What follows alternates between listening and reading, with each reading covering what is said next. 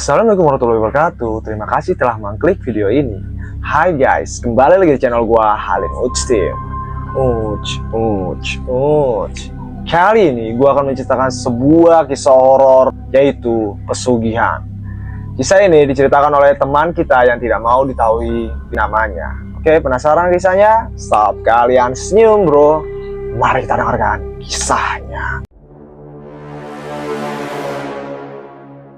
Langit desa Petungwetan malam itu gelap gulita. Awan pekat menutup bulan purnama, angin sejuk menusuk tulang, dan suara jangkrik seperti melodi kematian.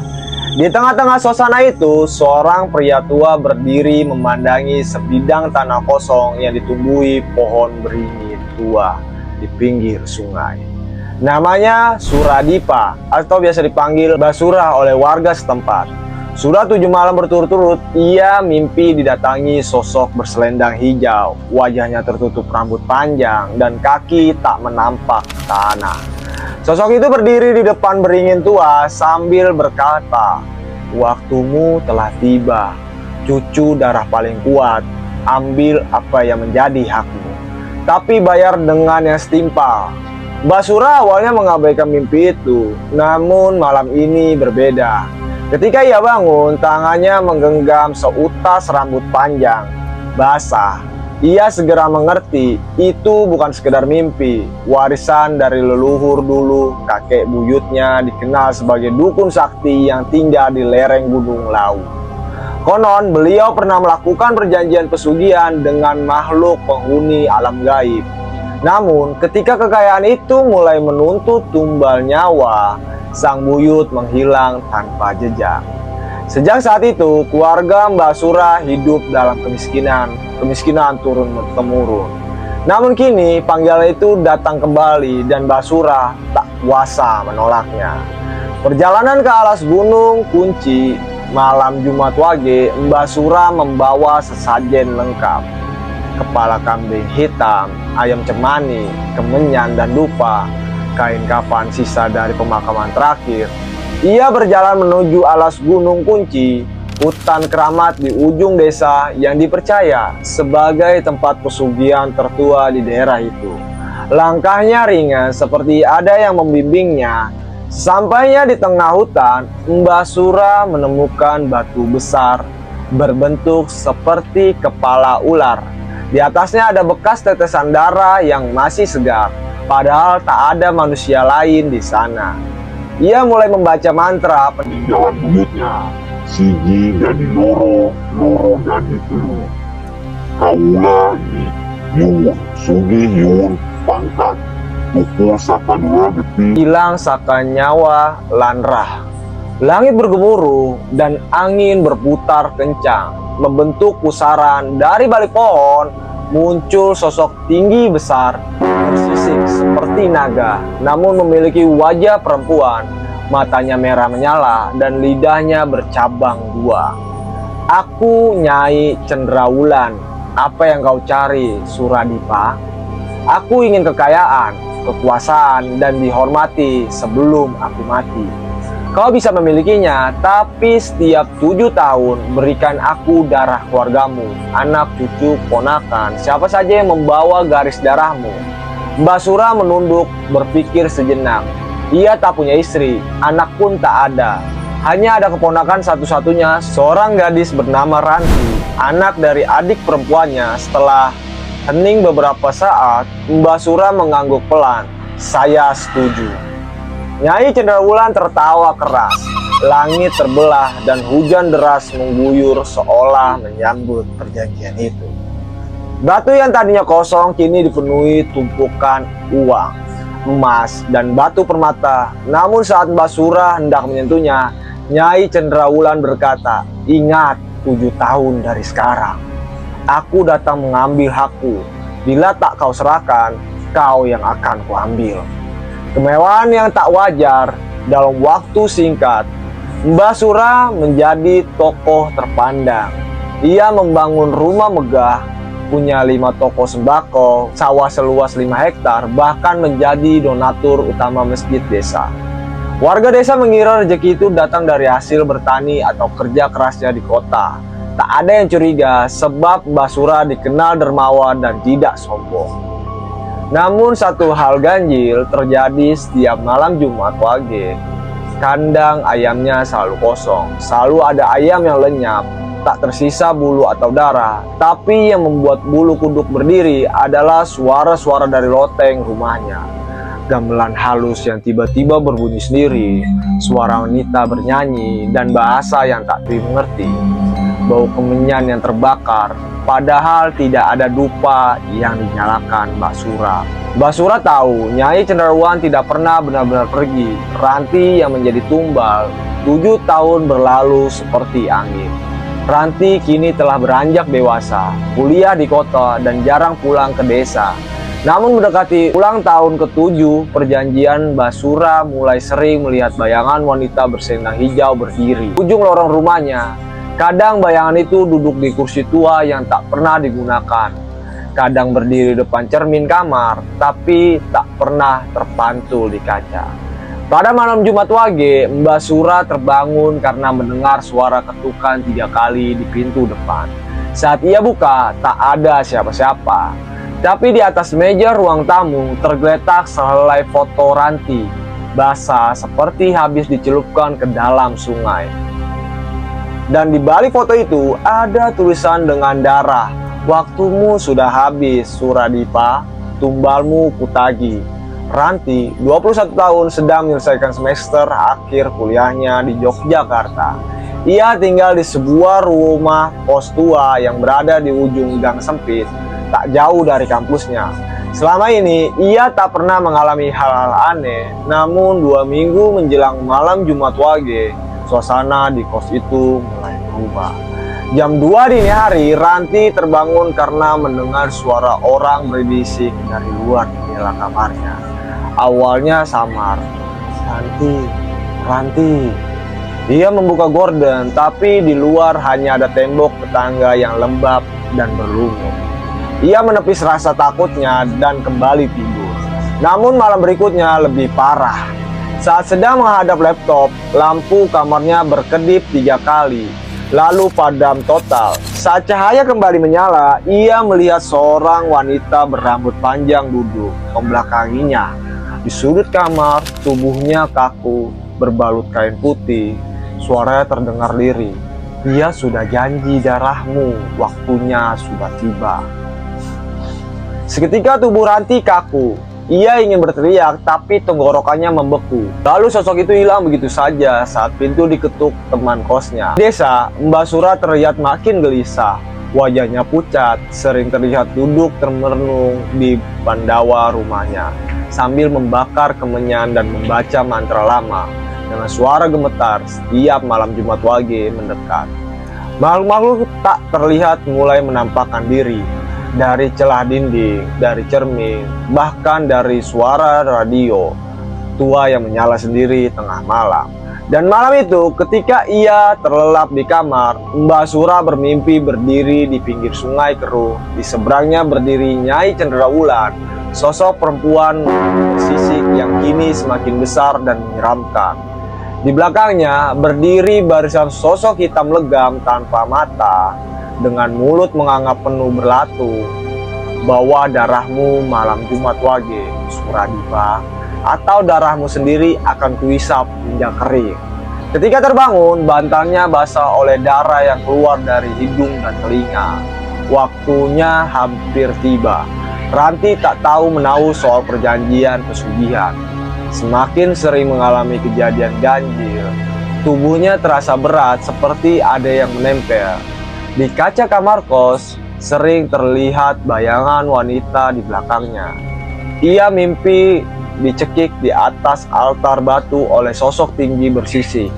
Puncaknya, saat ia mandi malam hari, air pancuran tiba-tiba berhenti. Saat ia melihat ember, airnya berubah merah seperti darah, dan dari saluran air muncul kepala ular besar yang menatapnya. Ranti jatuh pingsan di kamar mandi. Ketika siuman, teman kosnya menemukan bekas luka merah yang menyerupai sisik di tengkuk leher Ranti. Merasa terpojok, Mbah Sura akhirnya menulis surat. Isinya, "Maafkan paman, Ranti, semua ini salahku. Aku telah membuat perjanjian kotor dengan Nyai Cendrawulan 7 tahun lalu demi kekayaan yang tak pantas. Sekarang tumbal itu harus dibayar. Kalau surat ini sampai ke tanganmu, segeralah pulang. Kita harus memutuskan perjanjian ini bersama. Surat itu dikirimkan melalui pos kilat, tapi surat itu tak pernah sampai.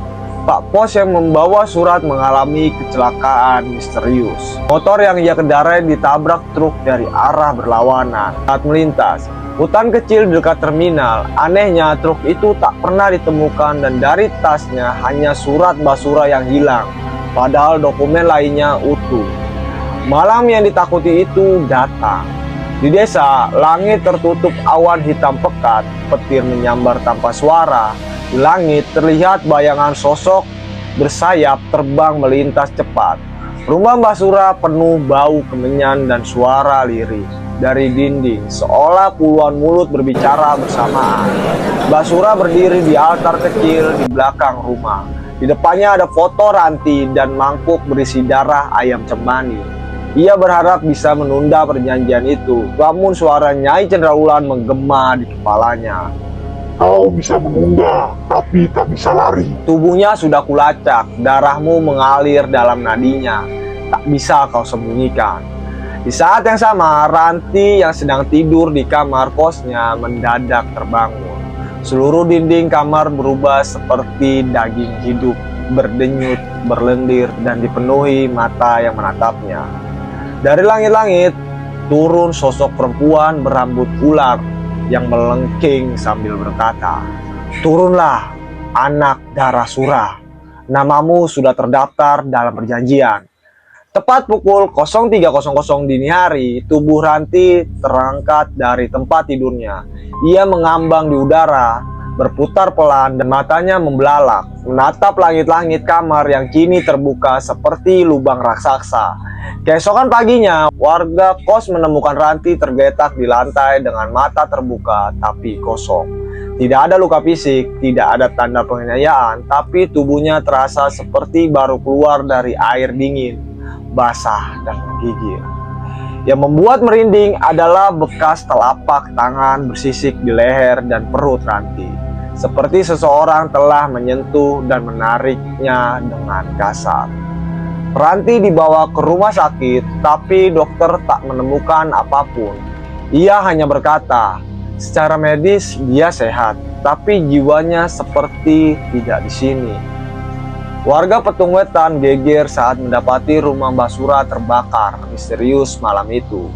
Tak ada suara ledakan, tak ada yang melihat api menyala. Rumah itu hangus total, namun tidak terbakar tanaman di sekelilingnya.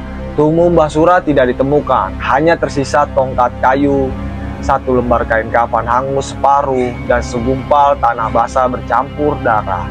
Seorang dukun dari desa sebelah yang melihat puing-puing rumah itu hanya berkata, "Dia sudah diambil, tapi tumbalnya belum selesai, masih ada darah yang harus dibayar." Sudah seminggu Ranti di rumah sakit jiwa Wiyung. Tubuhnya masih sehat, tapi jiwanya seolah tidak tinggal di sana. Matanya kosong, mulutnya terkunci. Ia hanya duduk di tepi ranjang, menatap tembok seolah ada sesuatu yang menunggu di baliknya. Yang aneh, di setiap malam Jumat Wage, detak jantungnya turun drastis, hampir seperti orang mati. Para suster yang jaga malam mulai ketakutan. Salah satu perawat bahkan mengaku mendengar suara perempuan bernyanyi di kamar Ranti. Padahal ia sedang sendirian. Di dinding kamarnya perlahan muncul bekas goresan kuku membentuk tulisan aneh. Ketika diteliti oleh seseorang dosen biologi, tulisan itu merupakan bahasa Kawi kuno yang artinya tumbal belum genap, darahnya belum tuntas, janji belum ditebus.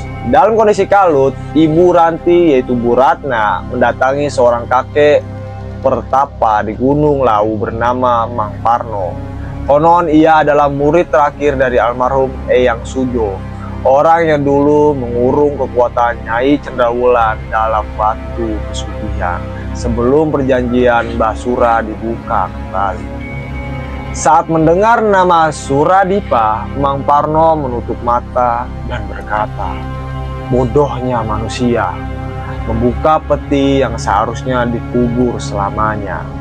Perjanjian darah tidak bisa diputus begitu saja, kecuali dengan pengorbanan. Pengorbanan apa, Mbah? Tanya Bu Ratna dengan suara gemetar. Darah harus dibayar dengan darah, tapi bukan dengan darah keturunan, melainkan dari darah yang membuka gerbang itu. Malam Jumat Wage berikutnya, tubuh Ranti menggigil hebat. Suara gemericing gamelan terdengar samar dari langit-langit kamar rumah sakit. Suster melihat kabut hitam keluar dari mulut Ranti, membentuk wajah ular betina raksasa dengan mata merah menyala. Kau harus ikut, janji telah dibuat, tidak bisa dibatalkan. Ranti meneteskan air mata untuk pertama kalinya, tapi ia tetap membisu. Tiba-tiba dari luar jendela rumah sakit, seorang mengetuk kaca. Seorang lelaki tua berpakaian lusuh berdiri dengan tatapan kosong. Suster berteriak, "Itu wajah Mbah Surah." Warga desa sebelumnya mengira ia telah tewas dalam kebakaran, tapi kini ia terlihat hidup, namun matanya hitam legam, seperti kosong, bukan lagi manusia. Mbah Surah melangkah perlahan masuk ke kamar Ranti. "Maafkan paman, Bu, ini semua salahku. Biarkan aku yang membayar." Tangannya mengeluarkan keris kecil dari saku baju. Ia berdiri di atas tubuh Ranti dan dengan satu gerakan cepat menusuk jantungnya sendiri.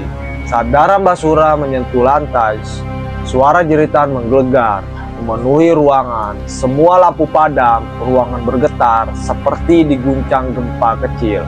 Dari tubuhnya keluar cahaya merah, lalu kabut hitam menyembur keluar, melilit langit-langit, lalu lenyap dalam pusaran angin. Tubuh Mbah Surah ambruk ke lantai, dan saat itu juga mata Ranti berkedip. Dokter yang memeriksa keesokan paginya kaget, karena Ranti bisa berbicara kembali, mengingat semua hal yang terjadi, dan tidak lagi menunjukkan gejala gangguan jiwa. Ia sembuh total, aneh tapi nyata. Namun tubuh Mbah Surah menghitam dalam waktu 30 menit, seperti dibakar dari dalam. Para perawat melihat bekas sisik ular menyelimuti kulitnya sebelum berubah menjadi debu halus. Ranti kembali ke desa. Sebulan kemudian, ia membawa abu jenazah Mbah Surah untuk dimakamkan secara layak. Tapi saat ia memasuki halaman rumah tua peninggalan pamannya, angin berhembus pelan dan suara bisikan kembali terdengar. "Belum selesai, darahmu masih mengalir. Kita akan bertemu lagi." Ranti tersenyum tipis, tapi matanya menyiratkan sesuatu yang lain.